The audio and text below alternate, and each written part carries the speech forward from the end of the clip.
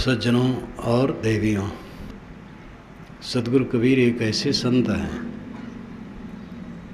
जो धर्म के क्षेत्र में विज्ञान उपस्थित करते हैं। उनकी सारी बातें तर्कपूर्ण होती हैं। धार्मिकों ने पुरा काल से विश्वास पर जोर दिया है और चमत्कारी बातें कह करके मनुष्यों को भावुक बनाया है।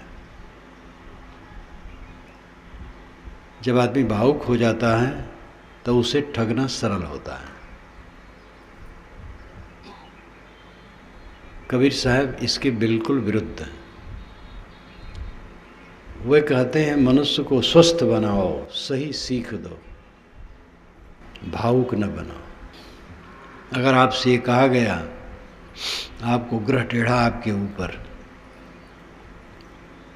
और जब तक वो शांत नहीं हो जाता है आपका अनिष्ट पर अनिष्ट होता रहेगा, तो आदमी भावुक हो जाता है। फिर ये दुख हमारा कैसे दूर हो? एक जगह नहीं है। एक डॉक्टर मुझसे कहते थे कि हम लोग मनुष्यों को भावुक बनाते हैं। वो स्वयं ऐसा नहीं बनाते हैं, हंसते रहते हैं, लेकिन जो डॉक्टरों की दशा है वो कहते थे, सब डॉक्टर नहीं, बड़े बड़े डॉक्टर हैं, धनी मानी लोग उनके पास जाएंगे, वे देखेंगे, आला से देखेंगे, नाड़ी देखेंगे और यंत्र इत्यादि से देखेंगे और गमगीन होके बैठ जाएंगे डॉक्टर, तो मरीज भयभीत हो जाएगा। धनी लोग प्रायः डॉक्टर साहब क्या मामला है? नहीं, कोई बात नहीं, परेशानी की कोई बात नहीं। कि नहीं साहब बताइए आखिर क्या है? हाँ, थोड़ा सा हार्ट की बात है। हार्ट कहते ही उनका हार्ट फेल हो जाता है धनी मानी लोगों का। अब आप जैसे भी हो, जिस ढंग से हो, इसको ठीक कीजिए। फिर वो नोचना शुरू करते हैं। एक के हार्ट की बीमारी पर डॉक्टर ने बताया 14 वर्षों तक वो दवाई खाता रहा और जीना पर नहीं चढ़ता था। 14 वर्ष के बाद उनके घर वाले ले गए दिल्ली, जांच करवाए तो उसके स्पेशलिस्ट ने कहा कि इसको हार्ट की बीमारी है ही नहीं। 14 वर्ष तक दवा खाते रहे और जीनप नहीं चढ़ते थे। अब वो जीनप चढ़ते हैं, दवा वो कुछ नहीं कहते, सब ठीक है। डॉक्टर भी ऐसे होते हैं कि लोगों से धन नोचने के लिए उनको भावुक बनाते हैं। सब डॉक्टर नहीं होते हैं, ऐसे सब धार्मिक भी नहीं होते हैं। लेकिन अधिकतम धार्मिकों में एक तो अंधविश्वास है। कुटिलता और अंधविश्वास में फर्क है। ज़्यादातर अंधविश्वास में डूबे हैं। कुछ लोग कुटिल हैं, जानते ऐसा कुछ नहीं है, कोई ग्रह टेढ़ा नहीं है, कोई भूत प्रेत नहीं होता है, कोई पंडित कुंडली देख करके किसी के भागों को कुछ नहीं बता सकता है, सब जानते हैं, लेकिन कुटिल होते हैं। धंधा के लिए वो प्रपंच रचते हैं। जब एक डिग्री कॉलेज में इलाहाबाद में मैं भाषण करने गया गत वर्ष, जहाँ पर करीब 12,000 बच्चे पढ़ते हैं, 100 एकड़ में फैला है, अनेक विभाग हैं उसके, और करीब करीब 72 वर्ष का उसका संस्थापन है। तो कई विभाग के प्रोफेसर आए मेरे पास, बैठे पहले प्रवचन के, तो उसमें ज्योतिषाचार्य भी बैठे। वेशभूषा उनका बिल्कुल आधुनिक था। मैंने कहा आप भविष्य ज्योतिष के विषय में अध्ययन करते? कहे हाँ। तो मैंने कहा अटल बिहारी वाजपेयी को सभी ज्योतिषी कहे थे कि फिर से ये प्रधानमंत्री होंगे। एक ज्योतिषी भी नहीं कहा था कि संदेह है, और नहीं हुए। हाँ महाराज, आप संत लोग जो कहें वही ठीक है, हम लोगों का तो ठीक ठाक नहीं। कुछ उत्तर नहीं दे सके बेचारे, टटोल टटोल करके कुछ कहते रहते हैं। कहीं कहीं लग जाता है उत्काकताली न्याय। जैसे एक ताड़ के पेड़ पर कौआ बैठा और ताड़ का पेड़ गिर पड़ा, तो कौआ के बैठने की वजन से नहीं गिरा, संजोग था, उसको गिरना था, उसी समय बैठा उसी समय गिर गया, तो कौआ के बैठने से गिर गया। आप ही लोगों को कहते रहे इन स्त्रियों को, हाँ बच्चा हो जाएगा हो जाएगा, बच्चा होने का आशीर्वाद देती रही, किसी को हो जाए क्योंकि उसको होना है, बस वहाँ बात लग जाएगी।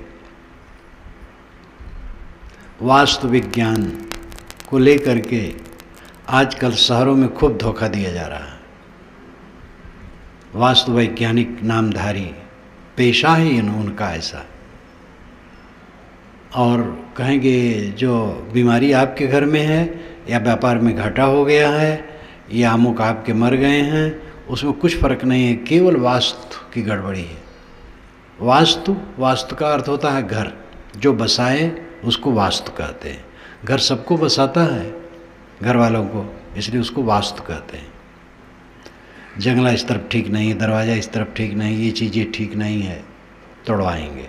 कुछ लोग चतुर होते तोड़वाएंगे नहीं, कहते हम कील कर देंगे, तो उसमें नोचते हैं अच्छी तरह से, धनियों को खूब नोचते हैं। धनियों को नोचा जा सकता है, गरीबों को क्या नोचा जा सकता है। और धनी लोगों में एक तबका सबसे बड़ा भोगा होता है, धनी और नेता दोनों। नेता तो दुर्लभ हैं जो अंगूठियां न पहने हों दोनों हाथ में, इनको लज्जा लगती नहीं, पैर की उंगलियों में भी पहनते। और इतना इतना टोना टोटका जादू मंत्र पूजा पाठ करवाते हैं पद के लिए कि दुर्दशा है। पढ़े लिखे लोग धनियों में, सेठों में, राजनेताओं में एक बड़ा तबका है जो घोर अंधविश्वास में डूबा है। तांत्रिक, सोखा, ओझा, ज्योतिषी कहलाने वाले इनको खूब मूर्ख बनाते हैं। एक मुख्यमंत्री को तांत्रिक ने पूजा के लिए विधान बताया और कहा अगले चुनाव में भी आप होंगे, मुख्यमंत्री होंगे, लेकिन क्या करवाना पड़ेगा। पूजा हुई, कई बकरे कटे, सभी बकरों के रक्त संग्रहित किए गए, उससे मुख्यमंत्री महोदय स्नान किए, अब आगे चुनाव हार गए, कुछ नहीं हुआ। कल या परसों मैंने कहा था, अभी पूर्व एक केंद्रीय मंत्री जो कि अभी चल रहा है पीरियड, इसके पहले जिनका राज्य था उनके केंद्रीय मंत्री थे, 9 अंगूठियाँ वो पहने हैं, क्योंकि नवग्रह रहते हैं तो नवग्रहों को अपनी अंगूठियों में बांधे थे, और चुनाव हार गए, वो खुद हार गए। घोर अंधविश्वास में समाज पिस रहा है। कोई आपको लड़का नहीं दे सकता है, रोग नहीं काट सकता है।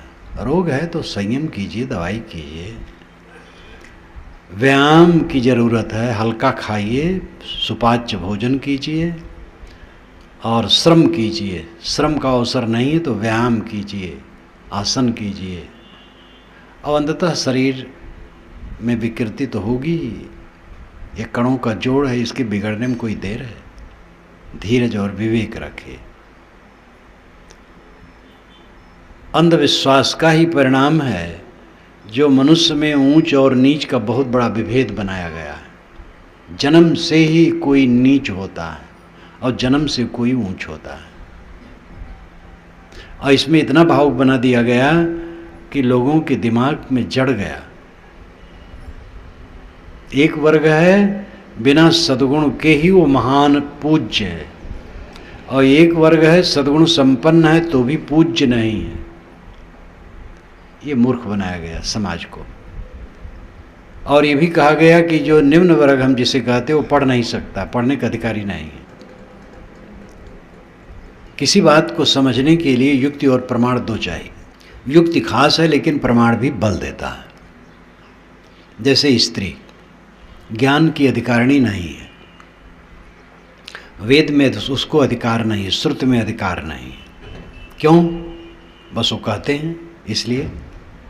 यह तो कोई प्रमाण नहीं हुआ। युक्ति यह है कि स्त्री को पाप पुण्य लगता है।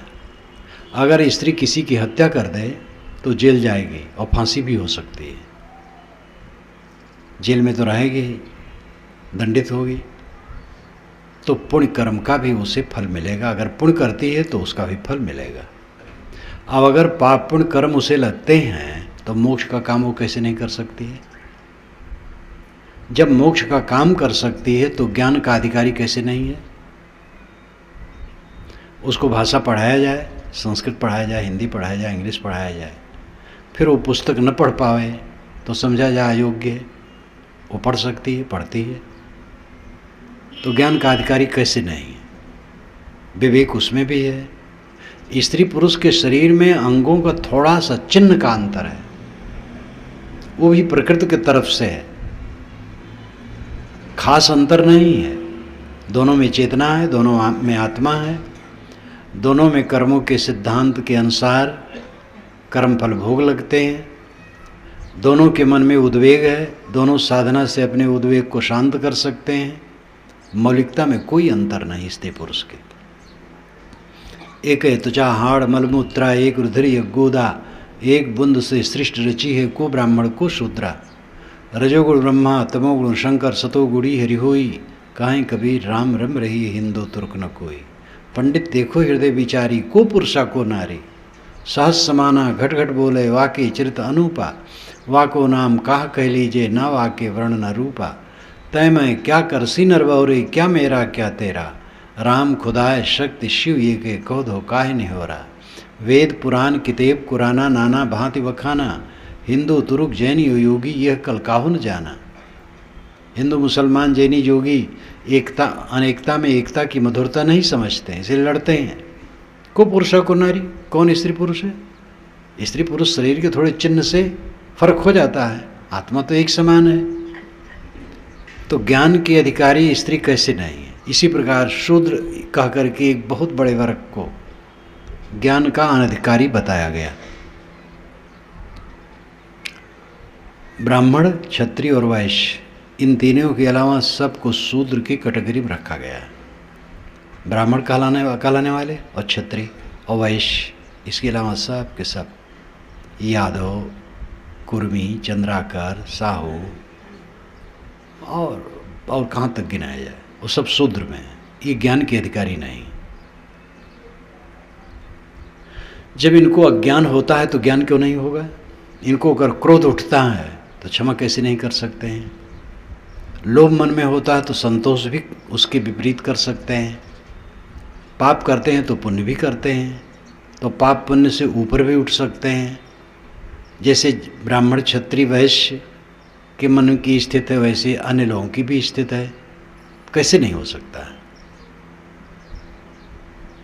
सदाचार से जो चलता है उसको शांति मिलती, दुराचार से चलता अशांति मिलती है। तो ये युक्ति है। युक्ति से देखा जाए तो स्त्री और पुरुष और मानव मात्र समान ज्ञान के अधिकारी हैं। ज्ञान का अभिप्राय यहाँ आध्यात्मिक ज्ञान है। आध्यात्मिक ज्ञान के अधिकारी और सभी क्षेत्रों के ज्ञान के अधिकारी हैं। ये युक्ति प्रबल है। युक्ति का अर्थ है तर्क। दूसरा है प्रमाण।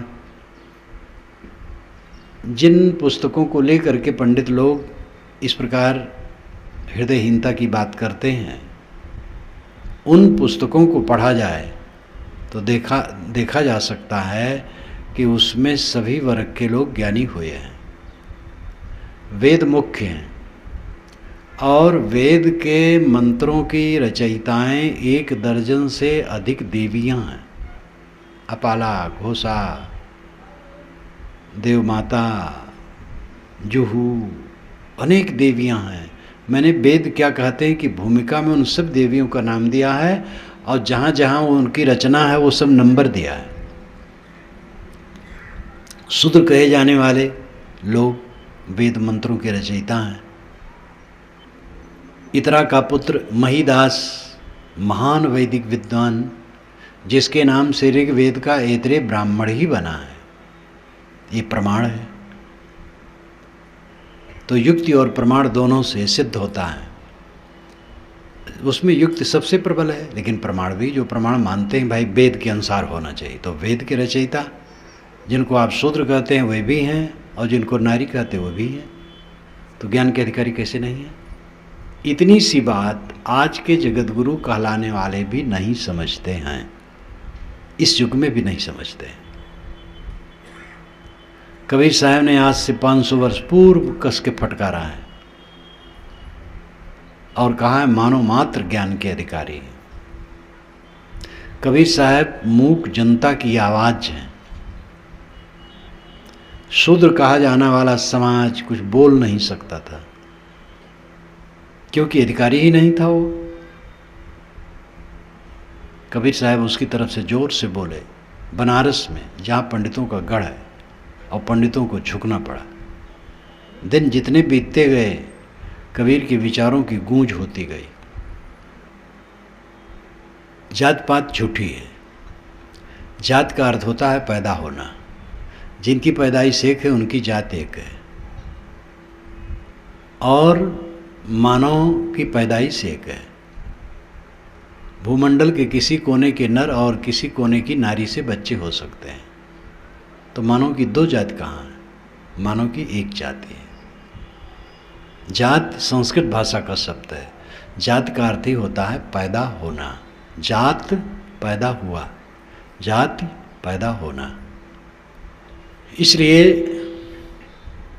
तर्क से ये सिद्ध होता है कि मानव की एक जाति है। गोरा होना, काला होना, लाल होना, ये जलवायु का प्रभाव है।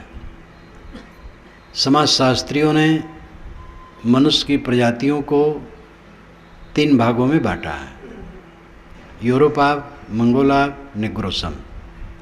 यूरोपाव में गोरे गोरे वाले हैं, भारत के लोग उसी में आते हैं।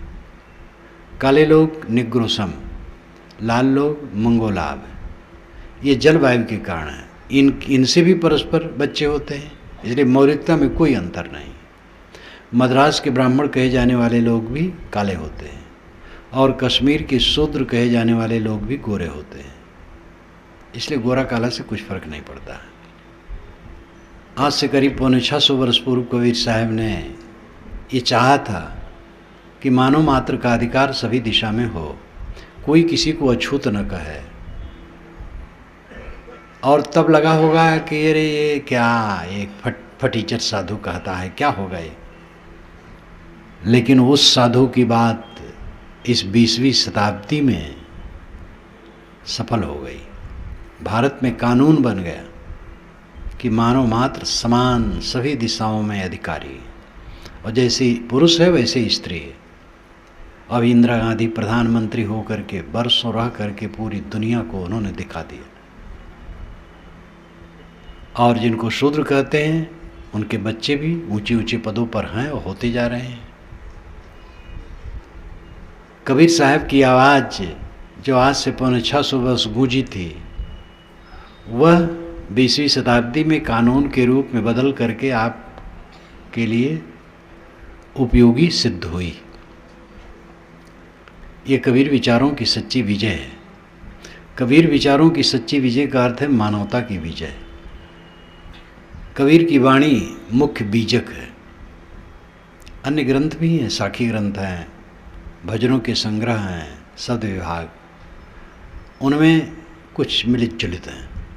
इसलिए यहाँ से उनका जो संपादन किया गया वो छांट करके किया गया बीजक सिद्धांतानुसार। बीजक पूरा का पूरा उनका प्रामाणिक ग्रंथ है। बीजक पढ़ करके आप जान सकते हैं कि कितनी धारदार बातें कबीर साहब की हैं सभी दिशाओं के लिए। हमारे में हीन भावना और अहम भावना, ये दोनों मानवता के लिए अहितकर है। हम तुच्छ हैं, छोटी जात के हैं, ये अहितकर है। और हम बड़ी जात के होने की वजह से बड़े हैं, ये अहितकर है। जात तो एक है, छोटा बड़ा उसमें कुछ नहीं। नाम रख लिया गया है ब्राह्मण, क्षत्रिय, वैश्य, शूद्र, और उसकी कोई उपयोगिता आज नहीं है और कभी नहीं रही। लेकिन उसको जबरदस्ती लाद करके समाज को तोड़ा गया है। वैसे ज्ञान प्रधान व्यक्ति ब्राह्मण है और राजनीति का काम करने वाला क्षत्रिय है, व्यवसाय करने वाला वैश्य है, बाकी श्रमिक हैं। ज्ञानी, शासक, व्यवसायी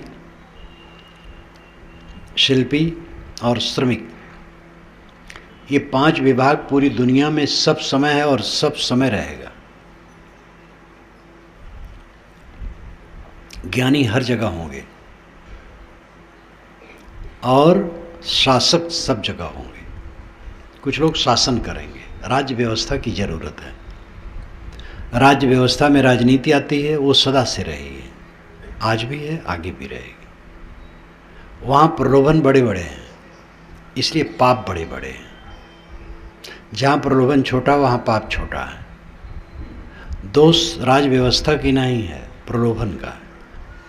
ऐसे राजा या नेता हुए हैं और हैं जो बहुत अच्छे रहे और हैं। आज के युग में ऐसे नेता आपके यहाँ हैं भारत में जो कितने सावधान हैं, प्रलोभन से रहित, केवल सेवा करना चाहते हैं।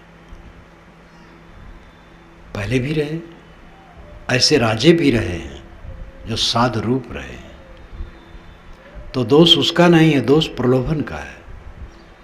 गुरुवाई महंती के लिए जहाँ प्रलोभन हो जाता है वहाँ भी हत्या होती है। मंदिरों में पुराने गुरु को मार करके आगे महंत बनते हैं, या नहीं मारे तो षड्यंत्र करते हैं। लोभ जितना बढ़ेगा पाप उतना बढ़ेगा। पाप का बाप लोभ। राजनीति में वो बहुत तेज है। क्यों? क्योंकि वहाँ ऐश्वर्य की लालिमा बहुत है। कोई पद पर पहुँच गया तो उसकी कलम से अरबों रुपये कवारा न्यारा क्षणों में होता है। उसका हस्ताक्षर हुआ, अरबों रुपये सरकार के खजाने से निकल करके काम में लग गया। तो शक्ति बहुत बड़ी प्राप्त हो जाती है कुछ क्षण के लिए। इसलिए प्रलोभन बहुत है, इसलिए पाप बहुत होता है। और उसी के चक्कर में पड़ करके निरर्थक लोग भी राजनीति में लगे रहते हैं। जो अपना ठीक से साधना कर सकते हैं, अपना व्यवहार आराम से रह सकते हैं, विवेक से रह सकते हैं, वे उसमें पढ़ करके उलझ जाते हैं। उसका निरादर नहीं है। राजनीति रहेगी संसार में और उसकी ज़रूरत है और उसमें कुछ लोग रहेंगे ही। लेकिन राजनीति में समय बर्बाद करने वाले बहुत लोग हैं जो निरर्थक बर्बाद करते रहते हैं। उसमें एक बहुत रोचक कहानी है। राजनीति में आशा ऐसी लगी रहती है जो पूरी होने वाली नहीं है। एक धोबी और एक नट के गधे थे, दोनों में मित्रता थी, एक गांव में रहते थे। तो धोबी का गधा तो रोज बस घर में रहे। सुबह धोबी उस पर कपड़े की लादी लाद दे और ताल में ले जाए, वहाँ गिरा दे, धोए और गधे को छोड़ दे। ताल में हरी हरी घास चरे दिन भर मस्त। शाम को सूखे कपड़े उस पर लाद करके घर ले आवे, फिर रात भर घर में सोए गधा, मस्त रहे। नट का गधा दुबला रहे। वो खेमा डंठा उस पर लाद करके गांव से 10 कोस 20 कोस 30 कोस कितनी कितनी दूरी ले जाए, महीनों महीनों घूमे गांव गांव, अपना तमाशा दिखाए। दिन भर उसको चरने की फुर्सत नहीं, और कभी रात में थोड़ा मोड़ा चर लिया, इसलिए बहुत दुबला रहता था। तो एक दिन जब नट आया गांव में तो धोबी का गधा नट के गधे से दोनों मिले, आपस में बातचीत हुई। धोबी के गधे ने कहा, यार तुम बहुत दुबले हुए हो। कि क्या करूं, मेरा मालिक ऐसा क्रूर है, दिन भर लिए एक गांव से दूसरे गांव सामान ले करके मुझे जाना पड़ता है, वहाँ तमाशा दिखाता है और वहाँ से फिर चलता है, और रात में छोड़ देता है मुझे चरने के लिए, कहाँ घास मिले, सुबह फिर वही तमाशा। इसलिए मैं बहुत दुखी हूँ। कहे हमारे यहाँ आ जाओ, हम बहुत सुखी हैं। उसने कहा लेकिन एक आशा मुझे है। कहे क्या आशा है? कहे जो तमाशा दिखाता है गांव में तो 2 खंभा गाड़ देता है, उस पर एक रस्सी बांध देता है और उस पर अपनी लड़की को चढ़ा देता है और लड़की उस रस्सी पर नाचती है। तो कहता देख गिरना नहीं, नहीं तेरी शादी इसी गधे से करूँगा। तो मैं सोचता हूँ ये मूर्खा कभी तो गिरेगी। धोबी के गधे ने कहा तू मूर्ख है। वो मूर्ख नहीं है, वो कभी नहीं गिरेगी, वो अभ्यस्त है, और गिरेगी तो तेरी शादी उससे नहीं होगी। वो तो हंसाने के लिए कहता है। तो धोबी का गधा नट का गधा क्या बात करेगा। बात तो यह है कि राजनीति में इस ढंग से नट के गधे की तरह आशा में लट के जीवन बर्बाद करने वाले बहुत, जो व्यर्थ अपने समय को नष्ट करते हैं, शक्ति को नष्ट करते हैं, कल्याण को नष्ट करते हैं। अभी अभी गत वर्ष में एक बड़े नेता मुझसे मिलने आए, बातचीत हुई, तो 10-20 लोग बैठे थे, कुछ बोल रहा था। मैंने कहा कि भाई पेशे हैं, शिल्पी का काम है, अनेक कला का काम है, खेती का है, व्यवसाय का है, राजनीति का भी है। तो तुरंत वो बोल पड़े सबसे खराब यही है। जब मैंने कहा राजनीति का भी काम है, कहे सबसे खराब यही है, और स्वयं राजनेता है लेकिन बहुत अच्छे और सुलझे। तो प्रलोभन वहाँ भयंकर हैं, इसलिए पाप भयंकर हैं। और परिवर्तन, क्षणभंगुरता भी उसको देखो। चुनाव हो रहा था, अटल बिहारी वाजपेयी तैयार थे, प्रधानमंत्री की शपथ के लिए तैयारी कर रहे थे बेचारे, और खिसक गई गद्दी और वे मौन हो गए। इतना पतन होता है बड़े बड़े बादशाहों का, जिन्होंने स्वयं किला बनवाया, आक्रमक ने उनको कैद करके उसी किला के कमरे में डाल दिया और पूरा कब्जा कर लिया। उन्हीं का बनवाया किला का एक कमरा उनका जेल खाना बन गया। तो राजनीति में उठाव गिराव बहुत लंबा चौड़ा है। वो राज शासन की बात है। ज्ञानी होते हैं, शासक होते हैं और व्यवसायी होते हैं, जो वस्तुओं को यहाँ से वहाँ तक ले जा कर के समाज में वितरित करते हैं। और शिल्पी होते हैं, कलाकार, कारीगर विविध क्षेत्रों के, और श्रमिक होते हैं, मजदूर। ये 5 विभाग है और ये पांचों सदा से है, स्वाभाविक है। ब्राह्मण, क्षत्रिय, वैश्य, शूद्र की कल्पना निरर्थक है और अनर्थक है। और इसमें केवल एक वर्ग दोषी नहीं है, सभी एक दूसरे को छोटा मानने के तैयार हैं। साहू, साहू में भी कैटेगरी है, कुछ बड़े साहू हैं, कुछ छोटे साहू हैं, कुछ यादव हैं जो ऊंचे यादव हैं, कुछ नीचे यादव हैं। चंद्राकर की बात यही है, ब्राह्मणों की बात यही है। ये सब मानस रोग है। इस मानस रोग के साहब बिल्कुल खिलाफ है। मानो मानो है केवल, मानो से जात पूछो ही मत। सांप्रदायिक बात जहाँ तक है, कल्याण और मोक्ष और स्वर्ग किस संप्रदाय में भर्ती होने से होता है। संप्रदाय की भर्ती वो काम नहीं करती है, जीवन का चरित्र काम करता है। जिसका मन निर्मल है, वाणी निर्मल है, कर्म निर्मल है, उसे स्वर्ग है, उसे मोक्ष है। स्वर्ग चित्त की प्रसन्नता है। स्वर्ग को हम कहें तो स्वग स्वर्ग, स्व में गमन स्वर्ग है, अपने में लौट आना स्वर्ग है, आत्मसंतुष्ट हो जाना स्वर्ग है। मोक्ष मोह का क्षय है। ये संप्रदाय इसमें कारण नहीं है, मनुष्य का अपना कर्तव्य कारण है। एक ही संप्रदाय में अनेक प्रकार के लोग होते हैं। उत्तम मध्यम करें, जहाँ संप्रदाय बना, पंथ बना, मजहब बना, वहाँ उत्तम मध्यम कनिष्ठ सब होंगे, तो सबका कल्याण हो जाएगा। हमारे मत में जो दीक्षित होगा उसका कल्याण हो जाएगा, दूसरे मत वालों का नहीं। ये भयंकर राजनीति है।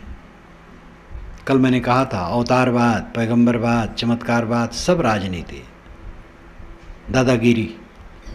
हमारा महापुरुष अवतार है, उसकी शरण में नहीं जाओगे तो मोक्ष नहीं होगा, स्वर्ग नहीं होगा। हमारा महापुरुष पैगंबर है, उसकी शरण में नहीं जाओगे तो स्वर्ग नहीं होगा। ये सब दादागिरी है।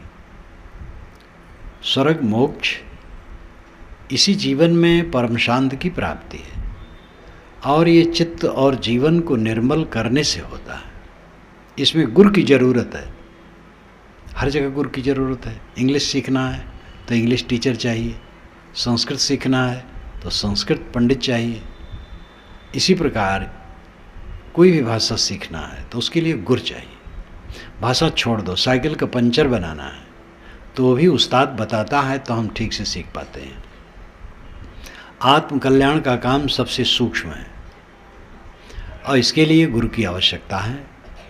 लेकिन गुरु किस संप्रदाय का है इससे मतलब नहीं है, उसे यथार्थ बोध हो आत्मा का और अपने जीवन में उसकी पवित्रता हो, उसकी वाणी से हम प्रेरित हों और उसके जीवन से भी प्रेरित हों, जिसके दर्शन से, संगत से, वाणी से, साहचर्य से जीवन में निर्मलता आए, शांति आए, तृप्ति आए, वो सद्गुरु है, किसी मत का हो। सद्गुरु की जरूरत है, लेकिन कोई संप्रदाय सत्य का ठेकेदार नहीं। सांप्रदायिक भावना में ये भयंकर रोग है। हर संप्रदाय वाले से पूछो तो वहीं से स्वर्ग या मोक्ष मिलता है, दूसरे से नहीं। एक संप्रदाय में विविध शाखाएं हैं, वो सब शाखाएं ही धमाचौकड़ी करती हैं। कबीर पंथ में ऐसी शाखाएं हैं जो कहती केवल सिर्फ हमारी शाखा से ही कल्याण होगा, दूसरे से नहीं। सतलोक पहुंचना है तो हमारी शाखा में आओ, दूसरे से वो दशा नहीं आएगी। कबीर साहब ने हमारी शाखा वालों को दे दिया है गुरुवाई, दूसरी शाखा वालों को नहीं। कबीर साहब को किसी को गुरुवाई नहीं दी है। वो तो कहें कबीर सोई जनमेरा जो घर की रार निबेर है, वही मेरा भक्त है जो अपने घर के झगड़ा को मिटा दे। घर का झगड़ा है मन का झगड़ा, जो मन के विकारों को धो दे, वाणी के विकारों को धो दे, हृदय के विकारों को धो दे, वो हमारा भक्त है। कबीर जैसे निर्मल संत के अनुगामियों में ये संकुचितता है कि हमारी शाखा से कल्याण है, दूसरी शाखा से नहीं। ऐसे सब जगह की लीला है। पारक सिद्धांत इसके लिए साफ निर्णय देता है। सब जीव का स्वरूप पारक है। परखना, समझना, छानबीन करना, निर्णय करना, सब में विवेकवती बुद्धि है। नर में, नारी में, मानव मात्र में। वो दबी हुई है क्यों? सांसारिकता से, लोभ, काम, मोह, क्रोध। एक वाक्य में कहें, संसार के पदार्थों की आसक्ति। आसक्ति सबसे बड़ी दुर्बलता है, इसी से विवेक शक्ति दबी हुई है। आसक्ति क्षीण होगी, विवेक शक्ति उद्घाटित होगी। विवेक शक्ति उद्घाटित होगी तो कल्याण होगा। उसी विवेक शक्ति को उद्घाटित करने के लिए संत, गुरु, सज्जन के सहयोग की जरूरत है। सत्संग की महिमा इसीलिए गाई जाती है। कबीर साहब ने गुरु का महत्व बहुत अधिक माना, क्योंकि वही सच्चाई है। गुरु के बिना काम नहीं होगा। तो गुरु नामधारी इतने हो गए हैं और इस ढंग से धमाचौकड़ी गुरुवाई के लिए है कि हद है। गुरु का महत्व तो गुरु बन गए। गुरु वास्तव में वह है जो निर्मल है। गुरु का अर्थ ही होता गंभीर, गरिष्ठ, विकार विहीन दशा। एक को शिष्य न बनाए कोई, लेकिन स्वयं निर्मल आत्म स्थित में ठहरा है, अपने आत्मा में स्थित है, जीवन निर्मल है, रहनी पवित्र है, वो गुरु है। और पेशेवर गुरु केवल दीक्षा देने वाला, वो क्या गुरु है? हाँ, अपने में स्थित है, फिर दीक्षा भी देता है, वो ठीक है। नहीं तो केवल पेशेवर है, दीक्षा देता है। गुरुपद निर्मल दशा है। गुरुपद पारक सिद्धांत में गुरुपद के 3 अर्थ किए जाते हैं। गुरुपद गुरु के चरण, स्थूल अर्थ है। गुरु के जो पैर हैं वो गुरुपद है। दूसरा गुरुपद है पवित्र रहने की स्थिति। तीसरा गुरुपद है चेतन आत्मा मात्र। गुरु के चरण गुरुपद है, आरंभ है। गुरु के चरणों में झुकना है, उनकी शरण में रहना है, सेवा करना है, आज्ञा मानना है, सीखना है। गुरुपद पवित्र रहनी का समुच्चय, दूसरा अर्थ। गुरुपद में स्थित हैं, मतलब है महान पद में स्थित हैं। क्रोध रहित, काम रहित, लोभ रहित, मोह रहित, द्वेष रहित, ईर्षा रहित, अहंकार रहित, आसक्ति रहित, शुद्ध आत्म स्थित में स्थित है, प्रशांत, आनंदमय, कल्याणमय दशा में। ये गुरुपद की स्थिति है। पवित्र रहनी का समुच्चय गुरुपद है। सद्गुणों का समूह गुरुपद है। अब अंतिम गुरु है आत्मा, शुद्ध चेतन मात्र गुरु है। आत्मस्थित पुरुष गुरु है। वेदांती इसको ब्रह्म कहते हैं, ब्रह्म है। दोनों में कोई फर्क नहीं। ब्रह्म का मतलब बड़ा, बृहत्वाद ब्रह्म, और गुरु का मतलब बड़ा। ब्रह्मवाद में दोष आता है कि ब्रह्मवादी कहते हैं जड़ चेतन सब एक है, वही त्रुटि है। पारखी संत उसका खंडन करते हैं, जड़ अलग है चेतन अलग है।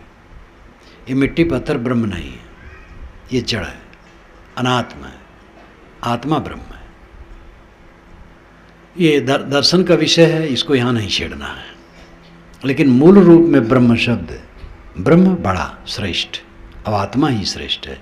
इसलिए वेदांत में बारंबार कहा गया है, जीव ही ब्रह्म ना परा, जीवो ब्रह्मैव ना परा, जीवो ब्रह्मैव ना परा, जीव ब्रह्म एव न अपरा। जीव ब्रह्म ही है, दूसरा नहीं। जीव ही को ब्रह्म कहा गया, जीव ही को राम कहा गया। एक राम तो राजा दशरथ का लड़का है, जो महापुरुष है, हम लोगों का पूर्वज है, आदरणीय है, पूज्य है। लेकिन वह राम जो सबका वंदनीय होगा, उपासनीय होगा, वो घट घट में बैठा राम है, जो श्री राम में भी था और रावण में भी था, आप में भी है, हम भी है, और कीड़े मकोड़ों में भी है। इसीलिए साहब ने कहा, कहीं कबीर ये हरि के भूता, राम रमेते कुकुरी पूता। राम तो कुकुरी के पूत में भी रमा है। सब घट मेरा साइया सोनी सेज न कोई। तो जीव ही को ब्रह्म, जीव ही को राम कहा जाता है, जीव ही को परमात्मा कहा जाता है। जीव पद सर्वोच्च पद है। जीव सादा शब्द है, जैसे मनुष्य सादा शब्द है। मनुष्य ही पिता है, मनुष्य ही माता है, मनुष्य ही जीजा है, साला है, समधी है, शत्रु है, मित्र है, डॉक्टर है, मास्टर है, कलेक्टर है, राष्ट्रपति है, प्रधानमंत्री है, डाकू है, चोर है। अनेक विशेषण मनुष्य पर लगते हैं। इसी प्रकार जीव सादा शब्द है, जीव मूल है। जीव ही के लिए आत्मा, परमात्मा, अल्लाह, खुदा, ब्रह्म सब विशेषण। जीव को हटा देने पर सारे विशेषण निरर्थक हैं। मैंने कल कहा था, तेल का, पेट्रोल का, पानी का स्रोत है, रत्नों की खानी है।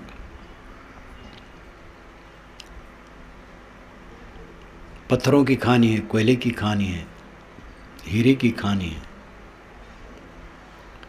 अन्न, फल, फूल इत्यादि सब पृथ्वी से पैदा होते हैं। ज्ञान कहाँ से पैदा होता है? ज्ञान की खानी कहाँ है? ज्ञान का स्रोत कहाँ है? ज्ञान का स्रोत मनुष्य जीव है। सारे शास्त्र मनुष्यों ने बनाए हैं। वेद, ऋग्वेद सबसे पुराना शास्त्र है दुनिया का।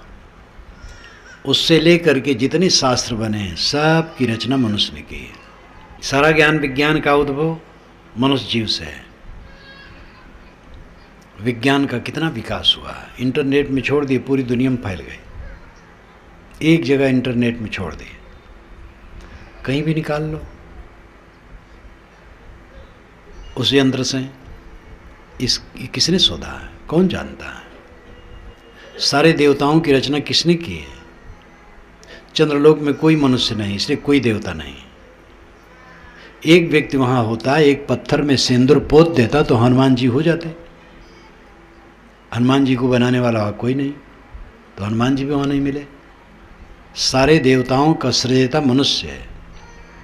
सारे ईश्वरों की कल्पना करने वाला मनुष्य है। सारे सिद्धांतों का प्रवर्तक मनुष्य है। मनुष्य जीव सबसे श्रेष्ठ है और अपनी श्रेष्ठता को नहीं समझता है। अपने कहता मैं तुच्छ हूं। आप तुच्छ हैं तो श्रेष्ठ कौन है? आप अपनी भूल से अपने को तुच्छ कहते हैं। आप तुच्छ नहीं, आप महान हैं। वो महानता तब सफल होगी जब अपने पर विजय प्राप्त करें। जीवन में सबसे बड़ी उपलब्धि है आत्म विजय। कायागढ़ की लड़ाई में अपने आप पर विजय प्राप्त कर लेना। इस काया में हम हैं और कायागढ़ की लड़ाई में हम फेल हो जाते हैं, अपने दुर्गुणों से परास्त हो जाते हैं। पढ़े लिखे लोग सिगरेट पीते हैं, बीड़ी पीते हैं, गुटखा खाते हैं, पान मसाला खाते हैं, तम्बाकू खाते हैं, पान खाते हैं, शराब पीते हैं। आजकल तो शराब की दुकान गली गली में है, देसी शराब की दुकान, अंग्रेजी शराब की दुकान। आपका ध्यान किधर है? मधुशाला इधर है। बड़ा आकर्षक वचन लिखा जाता है।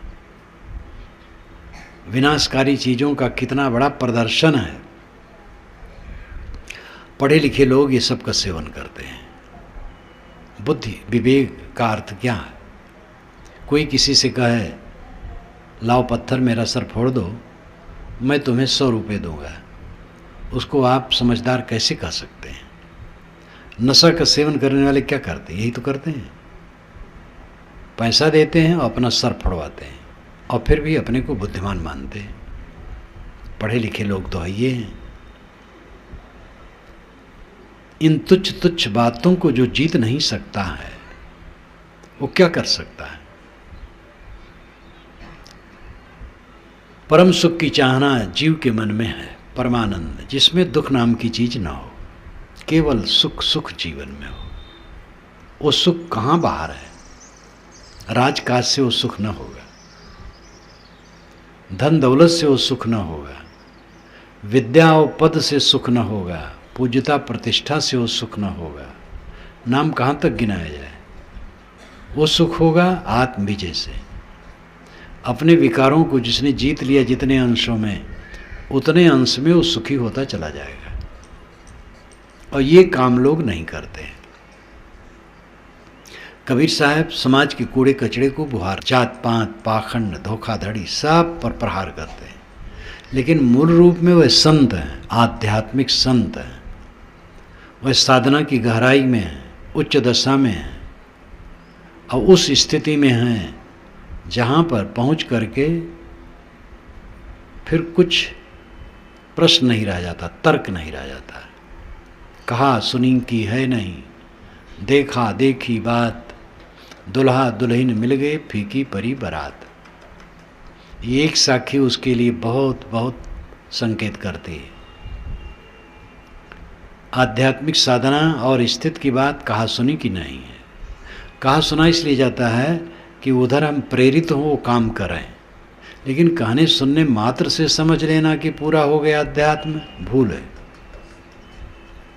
कहा जाता है जिससे लोग सुनें, सुना जाता है जिससे उधर हम प्रभावित हों और फिर लगें। लगने से करते करते होगा। इसलिए साहब कहते कहा सुनी कि वो नहीं है, देखा देखी बात, आमने सामने होना, साक्षात्कार जिसे कहते हैं। दुल्हा दुल्हन मिल गए फीकी परी बारात। उदाहरण बहुत सरल देते हैं साहब, जो सबका अनुभव है। बारात जाती है, दुल्हा सज के जाता है और सब बाराती सज के जाते हैं। हर बाराती अपने को दुल्हा जैसा बनाता है। अगर अपने पास कपड़े अच्छे ना हो तो मित्रों से ले लिया जाता है, जूते अच्छे ना हो तो मित्रों से जूता ले लिया जाता है, जिससे जब बारात में जाएं तो लोग हमारे ऊपर ही नज़र टिकाएं। सब बाराती दूल्हा बन के जाते हैं, लेकिन जब वहाँ जाते हैं तो दूल्हा दुल्हन मिल गए। मंडप में दूल्हा दुल्हन मिल गए, दूल्हा को दुल्हन मिली और दुल्हन को दूल्हा मिला। बाराती बेवकूफ़ होकर के लौट आए, कुछ नहीं पाए, मुँह लटकाए, फीकी परी बारात। दूल्हा दुल्हन मिल गए, फीकी परी बारात। दूल्हा आत्मा है, दुल्हन मनोवृत्ति है। जब मनोवृत्ति आत्मलीन हो गई, बस दुल्हन दूल्हा को पा गई। दुल्हन मनोवृत्ति है। हर मनुष्य की मनोवृत्ति पति परमात्मा को चाहती है।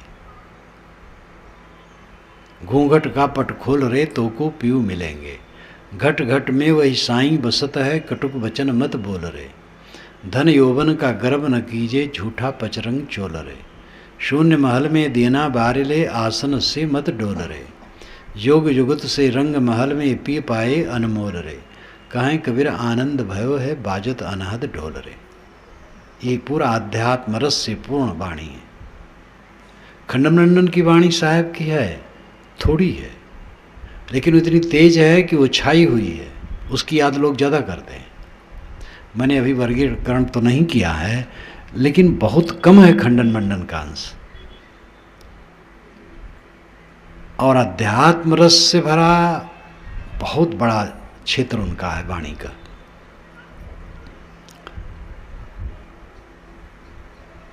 दुल्हा दुल्हन मिल गए, हर आदमी की मनोवृत्त दुल्हन है। वो परमात्मा पति को चाहती है, तो आत्मा ही परमात्मा है। जब मनोवृत्ति आत्मलीन हो गई तो दुल्हन दुल्हा को पा गई। मनोवृत्ति का अर्थ है मन की अवस्था, एक मन की वृत्ति, जैसे एक पानी और एक पानी की तरंग।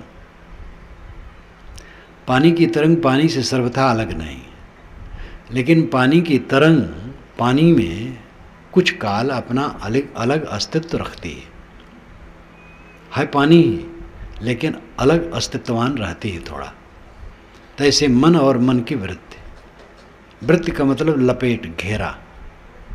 पत्थर तालाब में फेंकिए तो वहाँ का पानी दब जाएगा, पानी का अगला अंश ऊपर उठ जाएगा, उठेगा तो फिर गिर जाएगा, फिर अगला अंश उठेगा। इसी को कहते हैं तरंग।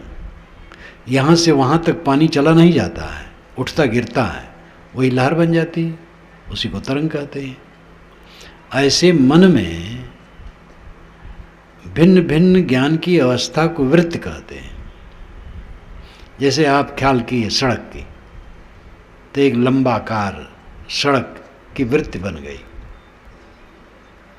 इतने में बैल की याद किए तो बैल के आकार में एक वृत्ति बन गई। गोबर की याद किए तो गोबर के आकार की वृत्ति बन गई। दो व्यक्तियों को कंधे से मिलने की याद किए तो उसकी वृत्ति बन गई। चित्त की वृत्ति ढलती रहती है पदार्थों के आकार में, जिस जिसकी याद होती है उसमें ढलती रहती है। इसको वृत्ति कहते हैं। यह वृत्ति भटकती है सुख के लिए, स्थिर सुख के लिए भटकती है, पदार्थों में भटकती है, और पदार्थों में पहुंच करके वहाँ तृप्त नहीं मिलती है, फिर उदास हो जाती है। और यही दशा पूरे जीवन भर चलती है। नवयुवक और युवतियाँ जिस तरह आकर्षित होते हैं, उसके 10 वर्ष के बाद विवाह के उनके मन की अवस्था भिन्न होती, 20 वर्ष के बाद भिन्न होती। वो बहुत कुछ समझ जाते हैं। जिसके लिए मेरे मन में आकर्षण था वो थोथा था, झूठा था। संतान के लिए, भोग के लिए, चीज के लिए पीछे पता लगता है, तत्काल पता नहीं लगता है। तत्काल समझ ले वो धन्य है, वही दूरगामी है जो पहले समझ ले।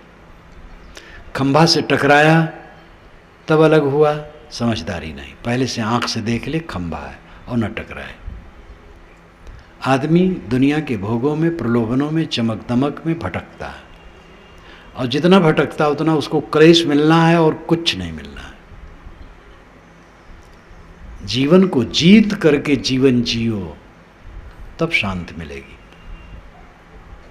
खाने को जीत करके खाना खाओ, और खाने को जीत करके नहीं खाओगे तो ज़्यादा खाओगे और पेट खराब करोगे।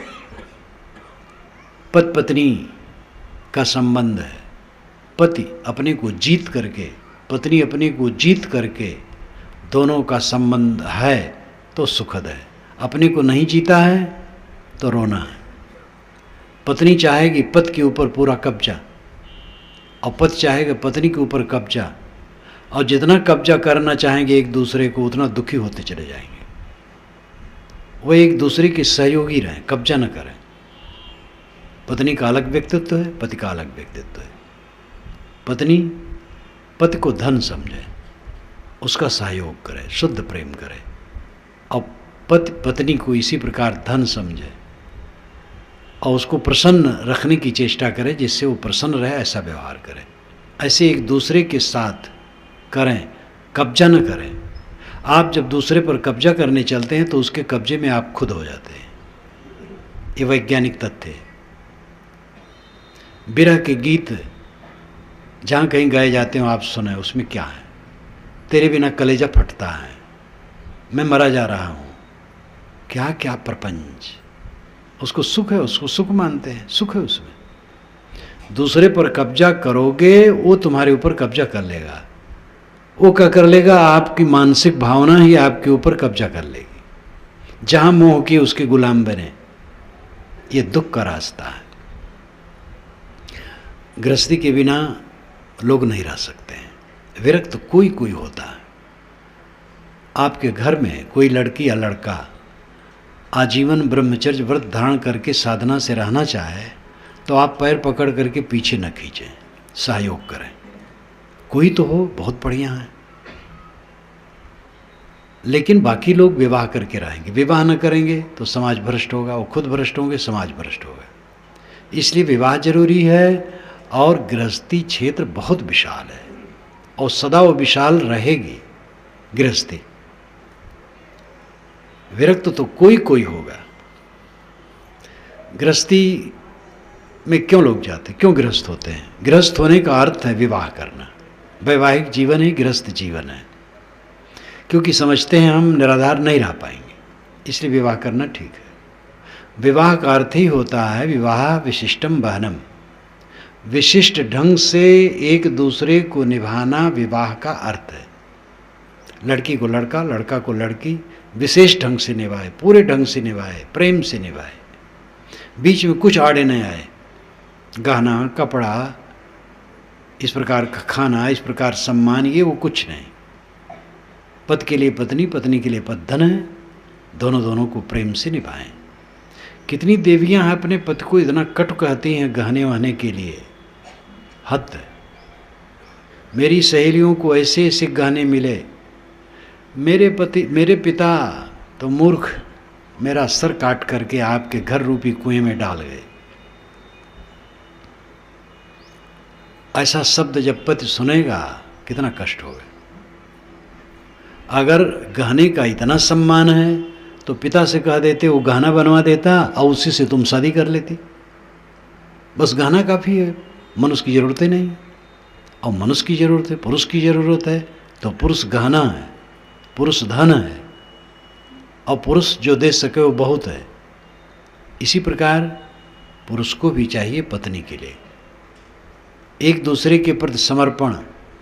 समर्पण का मतलब भोग के लिए लोलुप होना नहीं है। उसको तो जितना बन सके घटाना चाहिए, कम करना चाहिए। क्योंकि जानवरों में देखो, केवल गर्भाधान के लिए संयोग करते हैं। आदमी कितना लंपट है। प्राकृतिक ढंग से देखा जाए तो केवल गर्भाधान के लिए संयोग होना चाहिए बस, बाकी संयम। तो इसके लिए तो जितना बन सके संयम करो, जिससे मन स्वस्थ रहे, तन स्वस्थ रहे, अध्यात्म में मन लगे, शांति आवे। समर्पण का मतलब लंपटता नहीं। समर्पण का मतलब है गृहस्थी गाड़ी को चलाने के लिए सहयोग। नमक भात है, काफ़ी है, नमक भात तक तो चाहिए। और बढ़ जाए पैसा तो दाल भी बने, सब्जी भी बने, और बढ़ जाए तो घी दूध भी खाया जाए, कोई हर्ज नहीं है। घट जाए तो फिर दाल भात या सब्जी भात पर आ जाए, फिर नमक भात पर आ जाए, और दोनों खुश रहें, तब गृहस्थी का सुख है। चीज़ों को लेकर के खींचतान, गहना कपड़ा सम्मान, ये भोग वो भोग, ऐसी बात वैसी बात, वो नरक कर देते हैं। ठाकुर काजर ठाकुर कारिक, आँख में लगे तो कज्जल है, गाल में लगे तो कारिक है। विवेक पूर्वक करने से वही सब सुखद होता है, अविवेक पूर्वक करने से दुखद होता है। भोजन अमृत है और भोजन विष है। भोजन की मात्रा अधिक होगी और जो भोजन अपने शरीर के अनुकूल नहीं उसका उपयोग होगा तो विष बनेगा, और भोजन शरीर प्रकृति के अनुसार संतुलित सादा लिया जाता है और अमृत बनेगा। इसी प्रकार संबंध जितना है, संबंध में प्रपंच आता है, और संबंध में संभाल करके रखना व्यवहार समझदारी है, और इस पर कम लोगों का ध्यान है। जीवन जीने की कुछ वस्तुएं होती हैं और जीवन जीने के कायदे होते हैं। जीवन जीने की वस्तुओं पर सबकी निगाह है, जीवन जीने के कायदे पर निगाह कम लोगों को है। जीवन जीने की वस्तुएं ये दुनिया की चीज़ें हैं, धन रुपया पैसा, अन्न पानी, घर द्वार, गाड़ी घोड़ा, ये जीवन जीने की चीज़ें हैं। और जीवन जीने के कायदे शील, क्षमा, समता, संयम, उदारता, सेवा भाव, त्याग, ये सब जीवन जीने के कायदे हैं। पति पत्नी में त्याग नहीं होगा तो आपस में सुखद बर्ताव नहीं होगा। पति अपने लिए बहुत कुछ चाहेगा, पत्नी परेशान रहेगी। पत्नी अपने लिए बहुत कुछ चाहेगी तो पति परेशान रहेगा, दोनों परेशान रहेंगे। और दोनों निष्काम हैं, कुछ नहीं चाहते हैं। बस पति के लिए पत्नी धन है, पत्नी के लिए पति धन है, दोनों साथ हैं, प्रेम से रहें। बस चीज़ बीच में आए ही ना, चीज़ जो है उसका उपयोग हो, तब गृहस्थी सुखद है। और यही बात हर जगह है, कहीं भी हो। व्यवहार में तो प्राणी, पदार्थ और परिस्थिति तीन होते हैं। व्यवहार किसे कहते हैं? प्राणी, पदार्थ, परिस्थिति का बर्ताव। प्राणी सचैतन्य, पदार्थ अचैतन्य, परिस्थिति प्राणी पदार्थों की विशेष अवस्था। यहाँ जितने लोग बैठे हैं प्राणी हैं, शामियाना, दरियाँ, खंभे, ये पदार्थ हैं और इनकी विशेष अवस्था परिस्थिति है। 2 घंटे के पहले यहाँ की परिस्थिति भिन्न थी, अब भिन्न है। 1 घंटा के बाद यहाँ की परिस्थिति भिन्न हो जाएगी, कुछ मिनट के बाद भिन्न हो जाएगी। तो प्राणी, पदार्थ, परिस्थिति, ये तीन में हो के मानव मात्र को गुजरना पड़ता है। इनमें विवेक से चलने वाला सुखी रहता है। इन्हीं घरों में, इन्हीं समाजों में रहते रहते लोगों का जन्म होता है, मृत्यु होती है। जन्म होता है, बधावा बजता है, मृत्यु होती है, रोना होता है। उसी घर में रोना होता है, उसी घर में हंसना होता है, उसी घर में विवाह का मंडप बनता है और उसी घर में मृत के लिए अर्थी बनाई जाती है और कफन किया जाता है। इसको कोई टाल नहीं सकता है। केवल विवाह हो, केवल जन्म हो और मृत्यु न हो, यह असंभव है। बल्कि मृत्यु को तो और देखना चाहिए, वहीं सारा नशा दूर होता है।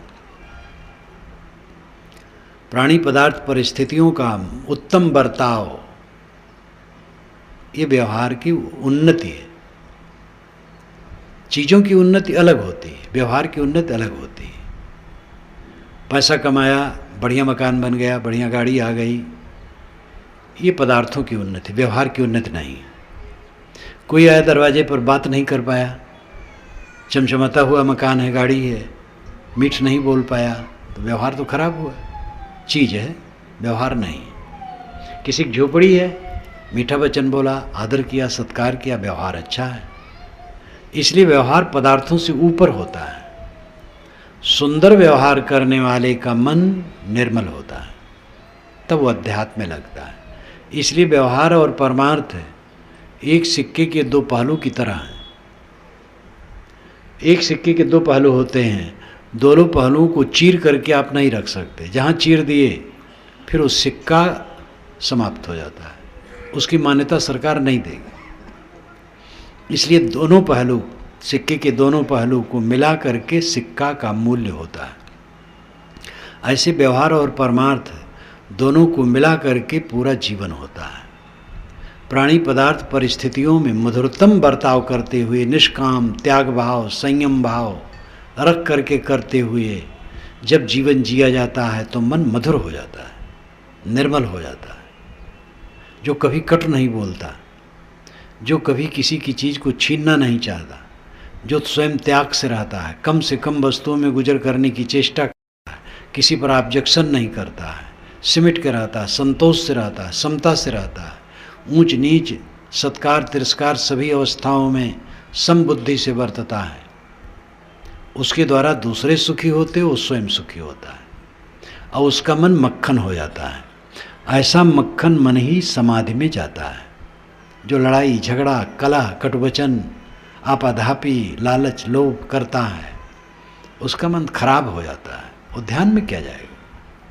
वो तो जब बिस्तर पर लेटेगा तभी नहीं सो पाएगा, सोने के समय नहीं सो पाएगा, बेचैन रहेगा।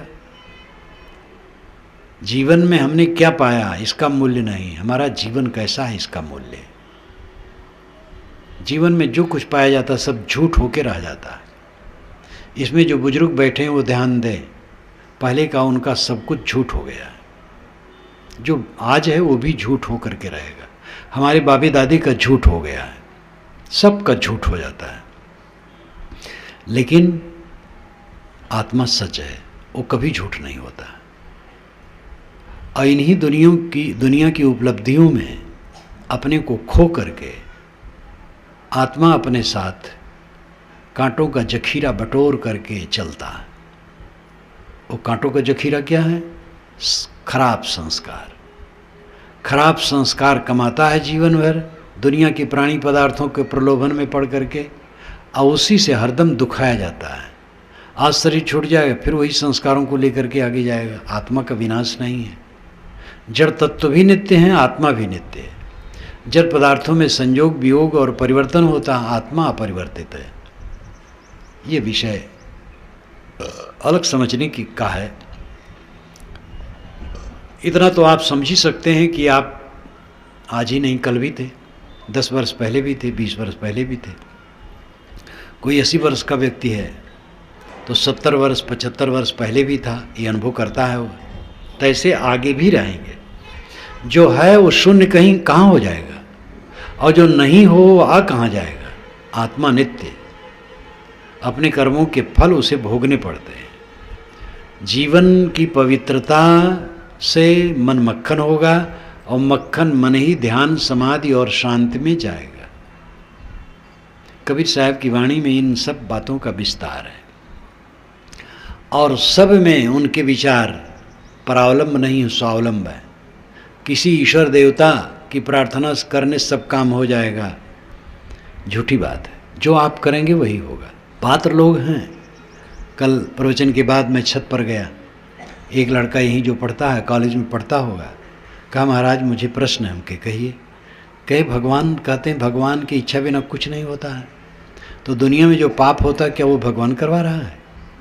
हमने कहा ये तो मैं भी यही मानता हूँ, जो तुम प्रश्न करते हो वही प्रश्न मेरा भी है। मैंने कहा सब कुछ जो कुछ करता है वो इंसान खुद करता है, खुद जिम्मेदार है। अच्छा करेगा अच्छा पाएगा, बुरा करेगा बुरा पाएगा। सब ईश्वर करता है, ये भावुकता है। जो हम करेंगे वो पाएंगे। तो पात्र लोग हैं, लेकिन उनको सिखाया जाता है उल्टा पलटा, तो बेचारे वैसे रटते रहते हैं। कबीर साहब की वाणी में साफ निर्णय है, सब जगह निर्भ्रांत, जात पात को लेकर, संप्रदाय को लेकर, कर्म सिद्धांत को लेकर, आत्मा परमात्मा को लेकर, सब में वैज्ञानिक दृष्टिकोण है। उनकी वाणी को आप जितना मनन चिंतन करेंगे सारी भ्रांतियाँ दूर होंगी। कबीर साहब वाणी का मनन कर लिया जाए तो कम से कम आधा मोक्ष तो ऐसे हो जाता है जो आडंबर विहीन मन हो जाता है। ये मेरा अपना अनुभव है। 18 वर्ष की उम्र तक मुझे कबीर साहब की वाणी का अध्ययन करने का अवसर नहीं हुआ था। कबीर पंथ भी सुना नहीं था। सब अंधविश्वास में पड़ा था, भक्ति भावना करता था, अनेक अंधविश्वासों में पिटता रहता था। जब कबीर साहब की वाणी मिली, बीजक मिला, मनन किया, 3 महीने में सब अंधविश्वास उड़ गया। 3 महीने का अध्ययन मेरा चला, सब साफ हो गया, चित्त में विश्राम मिला। फिर साधना करने बाकी रहा, वो करता रहा और कर रहा हूँ।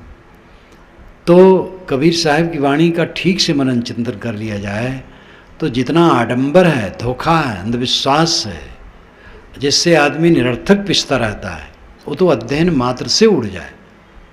फिर बाकी जो मनोविकार हैं वो साधना से धीरे धीरे खत्म होंगे। आप लोगों के लिए शुभकामना है। कबीर साहब की वाणी का मनन चिंतन करें। कबीर साहब की वाणी किसी संप्रदाय की वाणी नहीं है, किसी पंथ की वाणी नहीं है।